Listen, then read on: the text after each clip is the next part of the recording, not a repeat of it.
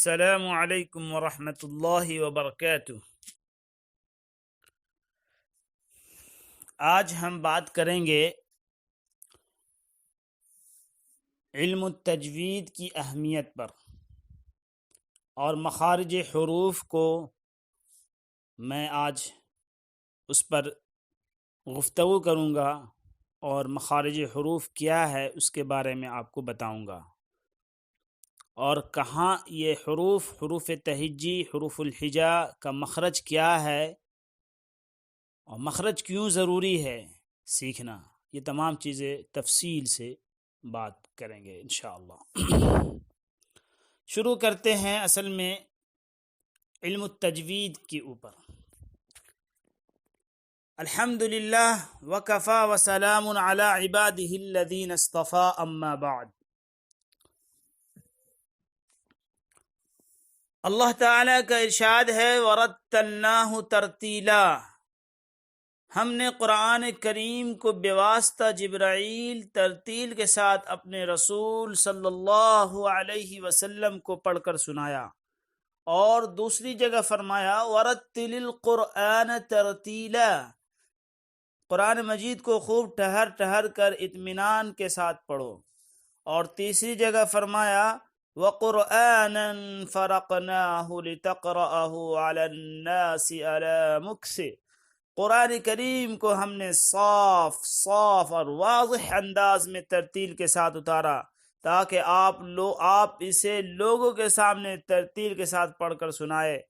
حضرت علی رضی اللہ تعالیٰ عنہ سے ترتیل کے معنی پوچھے گئے تو آپ رضی اللہ تعالیٰ عنہ نے فرمایا هو تجوید الحروف ومعرفت الوقوف، یعنی حروف کو تجوید کے ساتھ ادا کرنا اور اوقاف میں ماہر ہونے کا نام ترتیل ہے۔ ترتیل کی عظمت و اہمیت اور اس کا وجوب ثابت ہوتا ہے، اور اس علم کی فضیلت کے لیے اتنا بات کافی ہے کہ اللہ سبحانہ و تعالی نے ان آیتوں میں ترتیل کی نسبت اپنی طرف فرمائی ہے، نیز اپنے رسول صلی اللہ علیہ وسلم کو حکم فرمایا کہ آپ بھی قرآن ترتیل سے پڑھا کریں اور لوگوں کو بھی ترتیل سے پڑھائیں اور ان کو ترتیل ہی کے ساتھ پڑھنے کا حکم دے۔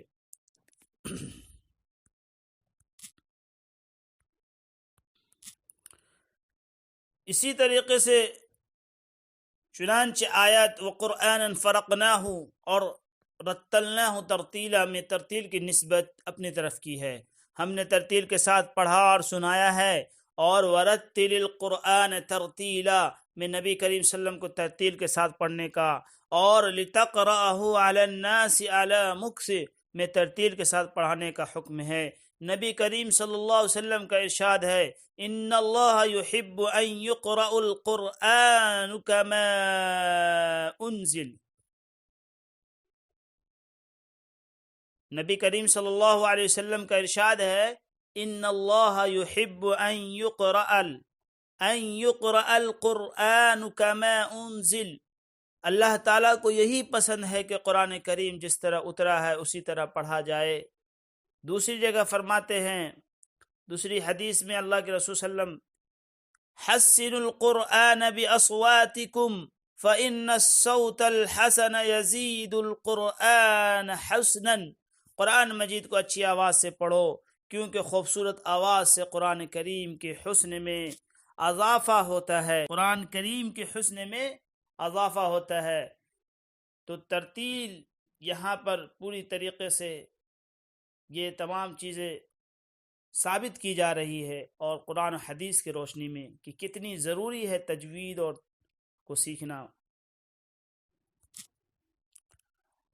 اسی طریقے سے حافظ ابن جزری رحمہ اللہ علیہ فرماتے ہیں اور تجوید کے مطابق عمل تلاوت میں ضروری اور لازمی ہے، جو شخص قواعد و تجوید سے قرآن نہ پڑھے گنہگار ہے، کیونکہ قرآن کو اللہ تعالیٰ نے تجوید ہی کے ساتھ نازل فرمایا ہے، اور اسی شان سے اللہ تعالیٰ ہم تک وہ پہنچا ہے، اللہ تعالیٰ سے ہم تک وہ پہنچا ہے، یعنی قرآن کریم۔ قرآن عربی لب و لہجے میں نازل ہوا جو عام اہل عرب اور خالص عربی زبان والوں کے ہر قسم کی بوئے عجمیت سے پاک لب و لہجہ تھا، اسی لب و لہجے میں حضرت صلی اللہ علیہ وسلم نے پڑھا، اور یہی لب و لہجے کے آگے بھی قرآن کے ناقدین کی تواتر کے ساتھ قائم رہا، چنانچہ تمام متواتر قرأت تجوید کے ساتھ منتقل ہوئی۔ خلاصہ یہ ہے کہ جس طرح قرآن مجید کو تجوید یعنی عمدہ ادائیگی کے ساتھ پڑھنا ضروری ہے، اسی طرح اس کے مرادی معانی کو سمجھنے کے لیے علم وقف و ابتدا کا حاصل کرنا بھی ضروری ہے۔ بس اللہ سبحانہ کی رضا اسی میں ہے کہ قرآن مجید کو کامل تجوید اور حسن تلفظ کے ساتھ پڑھا جائے، اور اسی میں انسان کی کامیابی ہے۔ باری تعالیٰ قرآن مقدس کی تحسین و تصحیح کو ترقی نصیب فرما، اور اس ادنا سی کاوش کو قبول فرما۔ قرآن مجید کو صحیح پڑھنے کا شوق رکھنے والوں، صغار اور کبار، چھوٹے اور بڑے دونوں کے لیے یہ چیزیں مفید ہے، تجوید کا سیکھنا، اور اللہ تبارک و تعالیٰ ان کے لیے تمام لوگوں کے لیے تجوید کی فہم و بصارت اور تجوید کی تمام علوم اللہ تعالیٰ حاصل فرمائے اور آسان فرمائے، اور میرے لیے اور میرے والدین و اس طرح کرام کے لیے زاد آخرت اور ذریعہ نجات بنا۔ آمین ثم آمین یا رب العالمین، وباللہ التوفیق۔ بسم اللہ الرحمن الرحیم، نحمدہ ونصلی علی رسولہ الکریم۔ ہمارے پیغمبر حضرت محمد صلی اللہ علیہ وسلم کی زبان عربی تھی، اور قرآن حکیم اسی زبان میں نازل ہوا۔ جنت میں بھی یہی زبان بولی جائے گی۔ تلاوت قرآن مجید کے لیے اس بات کو یاد رکھنا انتہائی ضروری ہے کہ عربی زبان میں ہر حرف کی آواز جدا گانہ ہوتی ہے۔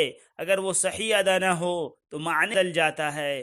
جیسے ذل وہ ذلیل ہوا، اور ذل وہ پھسلا، اور ضل وہ گیا، اور ضل وہ گمراہ ہوا۔ یعنی ذال سے پڑھیں گے تو وہ ذلیل ہوا، اور زا سے پڑھیں گے تو وہ پھسلا کے معنی میں آئے گا، اور وا سے پڑھیں گے تو وہ گیا، اور ضاد سے جب پڑھیں گے تو وہ گمراہ ہوا۔ دیکھیے کتنا معنی میں چینجنگ آ رہی ہے، یعنی تبدیلی آ رہی ہے۔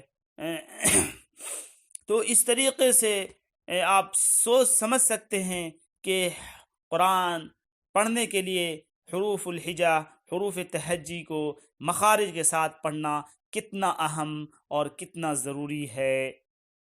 اب ہم شروع کرتے ہیں، خاص کر مخارج حروف کے بارے میں بتائیں گے کہ کون سا حرف کس مخرج سے ادا ہو رہا ہے، ادا ہوتا ہے، اور اسے آپ لوگ ذہن نشی بھی کرے اور اسے یاد کرے اور اس مخرج سے ادا کرنے کی کوشش کرے انشاءاللہ۔ ابتدائی ہدایات یہاں پر بتا رہے ہیں۔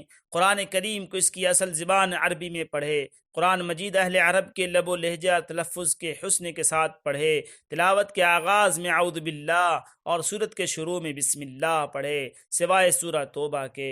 دوران تلاوت سورت شروع ہو جائے تو صرف بسم اللہ پڑھے۔ دوران تلاوت کوئی دنیاوی بات نہ کرے۔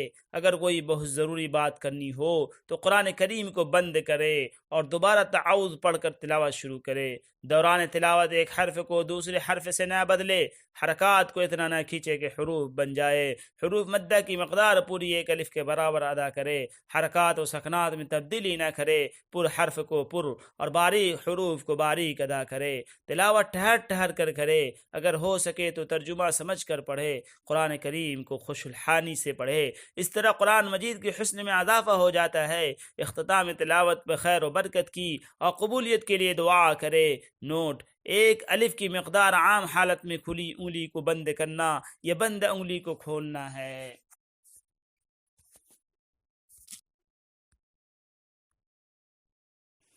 یہاں پر ہم بے ترتیب مخارج حروف کا نقشہ دکھانا چاہتے ہیں تاکہ آپ لوگ اس میں دیکھ لیں۔ یہاں پر دانتوں کا نقشہ دکھایا جا رہا ہے کہ ثنایا، رباعی، انیاب نوکدار دانت، ضاحک ہنسنے والا، طاحن پیسنے والا، طاحن پیسنے والا، طاحن پیسنے والا، ناجس پکڑنے والا۔ اور اس کے اندر زبان کے یہ بتایا جا رہا، زبان کی نوک سے کون کون سے حروف نکلتے ہیں، ذا، وا اور ذال اور ثا، طا اور دال اور طا۔ زبان کا کنارے سے صاد، زبان کا کنارے سے زا، اور ضاد کروٹ، اور ضاد کروٹ کی طرف سے۔ تو زبان کی جڑ کوا سے اور اس کے اوپر کے حصے سے کاف ادا ہوتے ہیں، بیچ زبان سے جیم شین یا ادا ہوتے ہیں، اور اسی کے تھوڑے پلٹنے سے سین لام نون اور را ادا ہوتے ہیں، اندرونی حصہ زبان کا جو ہے۔ اسی طریقے سے یہ تمام نقشوں میں واضح کی جا رہی ہے، آپ بھی اس سے مستفید ہو۔ اور نیچے حلق کے بارے میں بتایا جا رہا ہے کہ اوپر کے حلق سے غین خا، وسط حلق سے عین اور ہا، اور نیچے کے حلق سے حمزہ اور ہا، اور جوف دہن الف واو یا یعنی حروف مدہ۔ یہ نقشے میں نظر آ رہی ہے، اسے آپ وضاح صحیح سے دیکھ لے اور اس پر آپ پوری طریقے سے سمجھنے میں آپ کو آسانی ہوگی انشاءاللہ۔ ہم یہاں پر نظم پڑھیں گے جو بڑی خوبصورت نظم ہے، اسے بھی دانتوں کے اوپر ہے۔ دانت دانتوں کی کل 30 اور 2، ثنایا ہے 4 اور رباعی ہے 2 ہے انیاب 4 اور باقی رہے 20 کہ کہتے ہیں قراء اغرا سے انہی کو۔ زواحق ہے 4 اور تواحن ہے 12، نواجز بھی ہے ان کے بازو میں 2 تفصیل۔ کل دانت 32 ہے، جن میں 12 دانت اور 20 داڑھیں ہیں۔ 12 دانتوں کے کل نام 3 ہیں، ثنایا، رباعی، انیاب۔ 20 داڑھوں کے کل نام 3 ہیں، زواحق، تواحن، نواجس۔ سامنے اوپر والے 2 دانتوں کو ثنایا علیا اور ساتھ والے کو رباعی، اور پھر ان کے ساتھ والے کو انیاب کہتے ہیں۔ اس سے آگے ڈاڑھیں ہیں، نیچے سامنے کے 2 دانتوں کو ثنایا سفلا کہتے ہیں۔ نیچے والے دانتوں میں سے ثنایا سفلا کے سوا کوئی دانت حروف کی ادائیگی میں معاونت نہیں کرتا، سوائے کوئی دانت ثنایا سفلا کے سوا کوئی دانت حروف کی ادائیگی میں معاونت نہیں کرتا، یعنی نیچے والے دانتوں کو۔ اور جو سب سے زیادہ جو ہے معاونت کرتا ہے، جو سب سے زیادہ اس کی ضرورت پڑتی ہے، وہ اوپر والے دانتوں کی۔ پہلی 4 داڑھیں دائیں بائیں اور اوپر نیچے والی زواحق کہلاتی ہے، پھر اس کے ساتھ والی 3 داڑھیں دائیں بائیں اور اوپر نیچے تواحن، پھر آخری 4 داڑھوں کو نوازز کہتے ہیں۔ یہاں پر عربی کے نقشے میں بڑا زبردست طریقے کا نقشہ کھینچا ہے دانتوں کا، جد ملاحظہ فرمائے۔ ثنایا علیا 2 دانتوں کو جو وضاحت کی جا رہی اوپر میں اسے دیکھ لیجیے۔ رباعیہ 1 دانت کو، انیاب 1 دانت کو، زاحقہ 2 دانتوں کو وضاحت کی جا رہی ہے، تواحن 3 دانتوں کو وضاحت کی جا رہی ہے، زاحقہ یعنی زواحق 1 دانتوں کو جو ہنسنے کے وقت کھل جاتے ہیں، اور تواحن 3 دانتوں کو یہاں پر تفصیلاً ذکر کی جا رہی ہے، اور ناجس یعنی 1 دانت جو پکڑنے والا ہوتا ہے۔ ازراس ڈاڑھے یعنی اس کے بغل میں جو چیزیں ہوتی ہیں اسے ڈاڑھ کہتے ہیں۔ اسی طریقے سے طرف ثانی بھی یہی چیزیں بتائی جا رہی ہے، دانتوں کو دکھایا جا رہا ہے کہ 2 دانت انیاب ادھر اور ادھر بھی، رباعیات ادھر بھی، زاحقہ ادھر بھی، زاحقہ تواحن ادھر بھی، تواحن ادھر بھی۔ یہ اوپر والے دانتوں کا اصل نقشہ کھینچا گیا ہے۔ اور نوک لسان دیکھ لیجئے، وہاں پر بھی بہترین طریقے کا نوک لسان، طوف لسان، طرف لسان، حافہ لسان، حافہ لسان، زبردست طریقے کا وہاں پر نقشہ کھینچ کے بتایا جا رہی۔ اور شجر لسان یعنی بیچ والے کو اصل میں ہم لوگ جو ہے بیچ زبان، بیچ تالو کہہ لیتے ہیں، اور اقصائے لسان یعنی آخری والا حصہ، اور پھر حلق، اس کے پھر نیچے حلق آ جاتا ہے، ادنائے حلق، وسط حلق، اقصائے حلق، سمجھ رہے ہیں۔ اور پھر اس طرف جو ہے بتایا جا رہا ہے کہ 2 دانتوں کو وضاحت کیا اوپر اور نیچے والے دانتوں میں، اس میں ثنایا علیا کو اوپر کیا اور نیچے ثنایا سفلا ہے۔ تو یہ تمام چیزیں بڑی بہترین طریقے سے جو ہے یہ یہاں پر نقشے میں بتائی گئی، اسے آپ تھوڑا ضرور غور سے ذہن نشی کرے۔ زبان کا وہ حصہ جو ثنایا کو لگتا ہے نوک راس لسان کہلاتا ہے۔ زبان کا وہ حصہ جو دانتوں کو لگتا ہے طرف لسان کہلاتا ہے۔ زبان کا وہ حصہ جو داڑھوں کو لگتا ہے وہ حافہ لسان کہلاتا ہے۔ حافہ لسان پھر 3 حصوں پر تقسیم ہوتا ہے۔ ادنائے حافہ زبان کا وہ حصہ جو زواحق کو لگتا ہے۔ وسط حافہ زبان کا وہ حصہ جو طواحن کو لگتا ہے۔ اقصائے حافہ زبان کا وہ حصہ جو نمازز کو لگتا ہے۔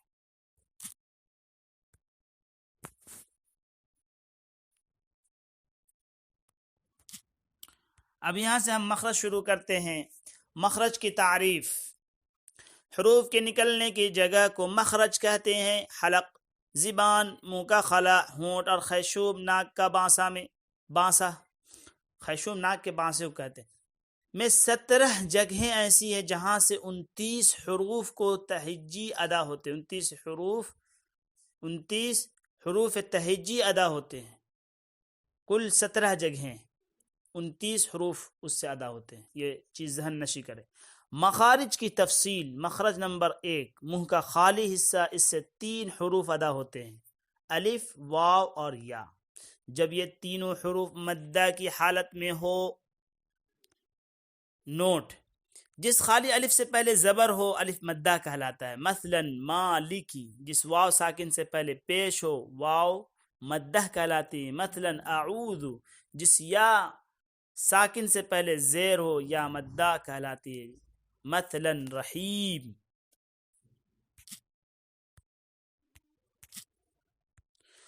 حروف حلقی 6 ہیں۔ مخرج نمبر 2 حمزہ ہے اقصائے حلق۔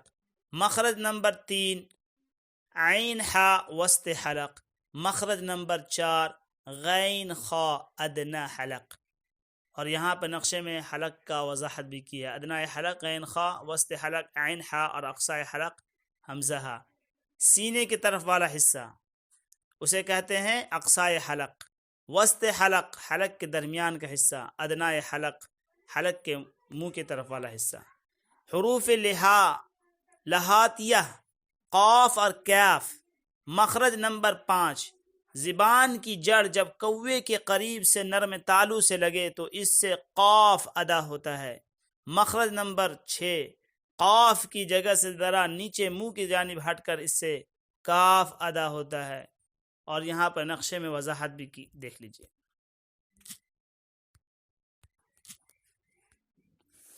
حروف شجریہ جیم، شین، یا۔ مخرج نمبر 7 وسط زبان جب بالمقابل اوپر کے تالو سے لگے اس سے جیم، شین، یا ادا ہوتے ہیں۔ حروف حافیہ ضاد۔ مخرج نمبر 8 زبان کی کروٹ جب بائیں طرف والی اوپر کے 5 داڑھوں سے لگے تو اس سے ضاد ادا ہوتا ہے۔ حروف طرفیہ لام، نون، را۔ مخرج نمبر 9 زبان کی کروٹ کے آخر سے نوک تک کا حصہ جب اوپر ایک داڑھ اور دانتوں کے مسوڑوں سے لگے اس سے لام ادا ہوتا ہے۔ مخرج نمبر 10 لام کی جگہ سے لیکن ایک داڑھ کم ہو کر جب اوپر والے 3 دانتوں کے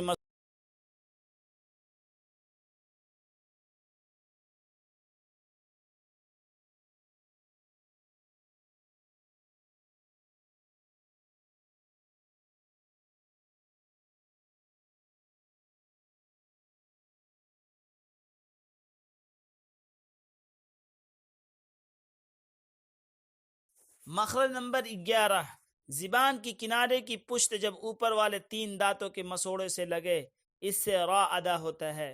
حروف نطعیہ تا، دال، طا۔ مخرج نمبر 12 زبان کی نوک جب اوپر سامنے والے 2 دانتوں کی جڑ سے لگے اس سے تا، دال، طا ادا ہوتے ہیں۔ حروف لثویہ ثا، ذال، ضا۔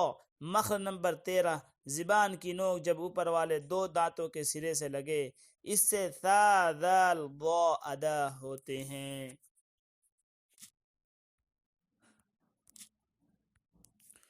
حروف صفیریہ زا، سین، صاد۔ مخرج نمبر 14 زبان کی نوک سے جب اوپر نیچے کے اگلے دونوں دانت آپس میں ملے تو اس سے زا، سین، صاد ادا ہوتے ہیں۔ حروف شفویہ با میم واو فا، مخرج نمبر 15، اوپر والے دو دانتوں کا سرا،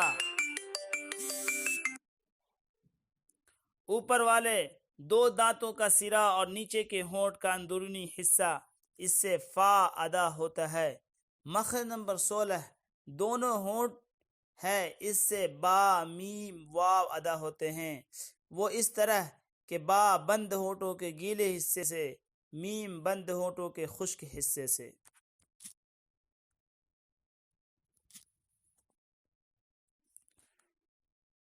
واو ہونٹوں کو گول کرنے سے انضمام شفتین۔ مخرج نمبر 17، خیشوم یعنی ناک کا بانسا جڑ، اس سے غنہ نکلتا ہے، اس سے حروف غنہ نون میم ادا ہوتے ہیں۔ اور یہاں پہ نقشے میں ناک کا بانسے کا تفصیلاً ذکر ہے۔ نوٹ: آواز کو تھوڑی دیر ناک میں ٹھہرا کر گنگنی آواز میں پڑھنے کو غنہ کہتے ہیں۔ یہ نون، میم اور ڈبل حرکت والے حروف پر ہوتا ہے۔ مخرج معلوم کرنے کا صحیح طریقہ: حرف کو ساکن کر دے اور اس کے شروع میں زبر والا حمزہ لے آئے، جہاں حرف کی آواز ختم ہوگی وہیں سے ہی مخرج کی ادائیگی واضح ہوگی کہ یہ مخرج کہاں سے نکل رہا ہے۔ یہ چیزیں بہت ہی ایک سمجھیے کہ ان کو فرمولہ کہہ لیجئے کہ عام طریقے سے مخرج معلوم کرنے کے لیے حرف کو ساکن کر دے، جیسے با ہے اس کے بغل میں حمزہ لے کر آئے اور با کو ساکن کر دے، اب پڑھے اب جو با اب ہو رہا ہے تو اس جگہ کو پتہ چلتا ہے کہ مخرج کا یہی اصل مخرج ہے۔ با یعنی دونوں ہونٹوں کے تر ہونٹ سے، گیلے ہونٹ سے با ادا ہو رہے ہیں، تو یہ مخرج ہے۔ اسے آپ سمجھ جائے، یہ پورے مخرج 17 ختم ہو گئی۔ اللہ تبارک و تعالی اس مخرج پر عمل کرنے کی اور اس کو یاد کرنے کی اور اس کو صحیح طریقے سے پڑھنے کی، پریکٹس کرنے کی توفیق عطا فرمائے، اور صحیح حرف کی ادائیگی جو قرآن کریم کو پڑھنے کے لیے ضروری ہے اور اسے سیکھنے والا بنائے اور اس پر عمل کرنے والا بنائے اور ہمارے لیے آسان فرمائے۔ اللہ تبارک و تعالی قبول فرمائے۔ سبحان اللہ بحمدہ، سبحانک اللہم بحمدک، ونشہد ان لا الہ الا انت ونستغفرک ونتوب الیک۔ سبحان ربک رب العزة عما یصفون وسلام علی